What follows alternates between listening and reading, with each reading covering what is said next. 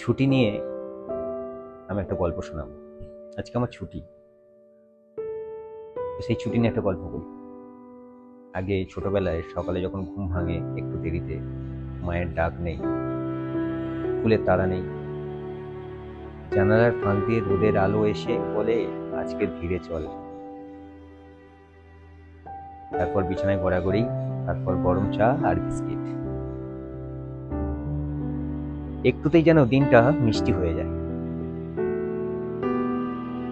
দুপুরে বন্ধুরা ডাকতে আসে, গলির মোড়ে ক্রিকেট বা ছাদের ওপরে ঘুড়ি ওড়ানো।